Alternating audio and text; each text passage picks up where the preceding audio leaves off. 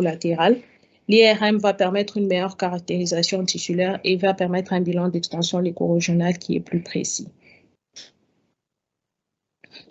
À la paraclinique, à la NFS, on aura une anémie profonde qui va orienter vers une hémorragie intratumorale, une rupture tumorale.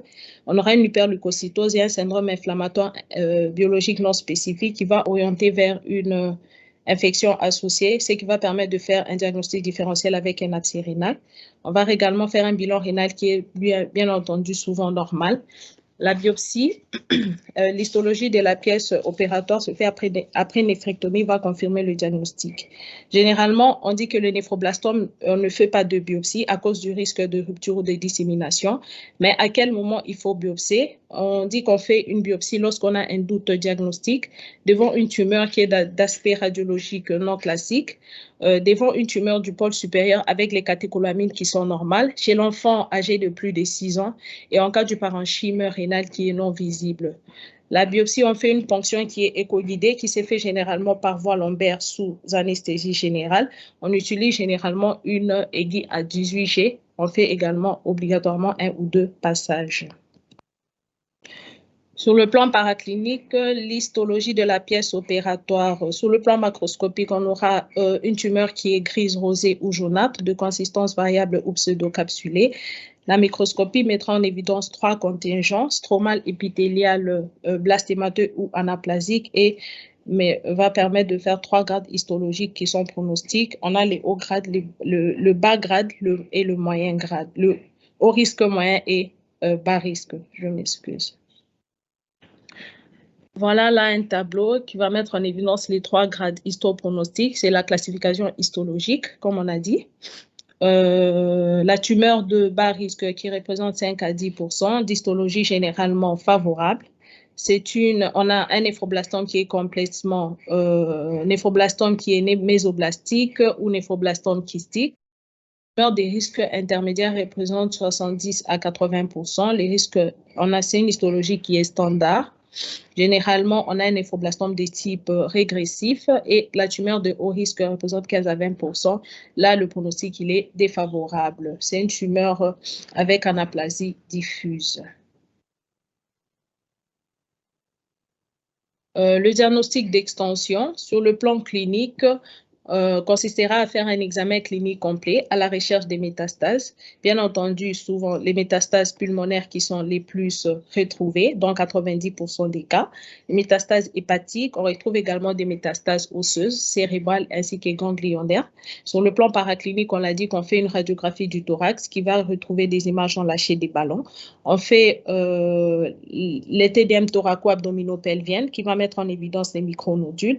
Les scanners cérébrales en cas de métastases cérébrales et on fait la scintigraphie osseuse lorsque le patient a des métastases osseuses.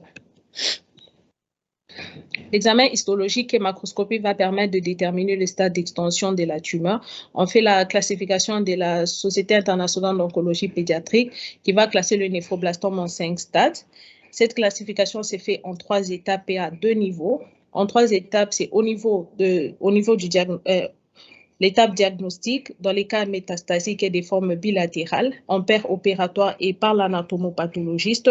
À 2 niveaux, c'est au niveau du stade et du forme histologique qui vont conditionner le pronostic. Voilà la classification de la Société internationale d'oncologie pédiatrique 2011 qui permet de classer le néphroblastome en 5 stades. Le stade 1, c'est une tumeur qui est essentiellement localisée au niveau du rein, qui est encapsulée non rompue avant ou pendant l'intervention, complètement enlevée. Là, il n'y a pas de ganglions anormaux. Donc, on a dit qu'elle est limitée au rein. La tumeur, elle peut faire saillie dans le bassinet. Les vaisseaux du sinus rénal ne sont pas atteints. Mais on peut avoir par ailleurs une atteinte des vaisseaux intrarénaux. Dans le stade 2, c'est une tumeur qui s'étend au-delà du rein, mais qui est non rompue. Il n'y a pas de ganglion envahi. Donc, c'est une tumeur qui s'étend au-delà du rein ou pénètre à travers la capsule rénale. La tumeur infiltre le sinus rénal ou envahit les vaisseaux lymphatiques en dehors du parenchyme rénal, mais elle est complètement réséquée. Et la tumeur infiltre les organes adjacents ou la veine cave, elle est complètement réséquée. Voici là un schéma des stades de la classification de la SIOP. On a les stades 1, le stade 2 et les stades 3, voilà, avec une rupture. Le stade 3 de la SIOP, on fait une exérèse incomplète. On a une thrombose vénale tumorale avec une rupture tumorale pré- ou opératoire et envahissement des ganglions locaux régionaux. Là, on fait une excision incomplète de la tumeur. La tumeur y a atteinte au moins d'un ganglion abdominal. Il y a une rupture tumorale. La tumeur a pénétré à travers la surface du péritoine et il y a des implants tumoraux qui sont présents à la surface péritonéale. Le stade 4, il y a des métastases. Ce sont des métastases hépatiques, pulmonaires, ganglionnaires, au-delà de la région abdominopelvienne, qui sont découvertes avant ou pendant l'intervention. Et le stade 5, c'est le stade bilatéral, qui est découvert au diagnostic ou lors de l'exploration chirurgicale. Le diagnostic différentiel se fait avec des malformations rénales, à savoir des malformations qui sont kystiques ou on peut faire le diagnostic différentiel avec l'hydronéphrose, d'où l'intérêt de l'échographie abdominale. On peut faire également le diagnostic avec le néphrome mésoblastique congénital ou la tumeur de Bolland. Là, c'est une tumeur de la petite enfance qui survient dans la première année de vie, mais qui ne donne ni des récidives ni des métastases. On peut faire également le diagnostic avec les autres tumeurs rénales, à savoir les lymphomes et les sarcomes à cellules claires. On fait également le diagnostic avec les tumeurs rétropéritonéales à type de neuroblastome, qui se situe au niveau de la médullo-surrénale. Là, le diagnostic de neuroblastome, comme on a dit, va reposer sur le dosage de catécholamines urinaires qui sont généralement élevés, ainsi que ses dérivés. Autre diagnostic différentiel, on peut faire les diagnostics avec des tumeurs rétropéritonéales telles que la tumeur abdoïde du rein. À savoir, on peut faire également le diagnostic avec les masses solides du rein non malignes telles que les abcès du rein. Mais là, le patient va se présenter avec un syndrome infectieux. Et voilà, sur le plan échographique, on aura une lésion supérieure du parenchyme rénal. Donc, le diagnostic se fait soit par l'échographie abdominale ou soit par le scanner. Autre diagnostic, on peut faire les diagnostics avec les tumeurs abdominales à type de lymphome des Burkitt, des patoblastomes. Comme on l'a dit, c'est une tumeur qui est généralement fréquente chez les nourrissons et chez l'enfant de moins de 3 ans, qui impose le diagnostic de l'alpha-fétoprotéine. À l'échographie, on aura une volumineuse masse d'écostructures solides. Le diagnostic de certitude se fait soit par l'anatomopathologique ainsi que les marqueurs tissulaires. On pose également le diagnostic avec les tumeurs germinales, d'où l'intérêt de doser les bêta-ACG et les alpha-fétoprotéines. Bon, pour le diagnostic étiologique, on dit qu'il n'y a pas d'étiologie connue, c'est juste certains facteurs, des facteurs étiologiques, mais on dit que certains néphroblastomes surviennent de nouveau chez des patients qui sont dénués d'antécédents familiaux, c'est-à-dire de manière isolée au sein d'une famille.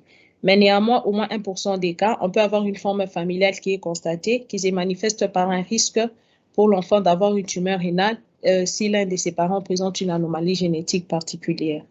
Dans environ 10% des cas, je m'excuse, le néphroblastome est associé à plusieurs malformations. On a parlé des troubles de la différenciation sexuelle, les anéridie, les anomalies génito-urinaires. On dit que l'apparition de ces cancers et la présence de ces malformations peuvent être liées à des anomalies qui surviennent dans une famille des gènes portés par le chromosome 11 qui contrôle le développement du rein au stade embryonnaire. Voilà, là, comme on a dit, on retrouve 1% des formes familiales, souvent par les gènes portés sur le chromosome 17. On a également des prédispositions génétiques qui constituent 10% et les 89% sont des formes sporadiques qui sont associées à d'autres malformations, telles que les malformations des Dennis-Strach, les malformations des Weidman-Beckwith.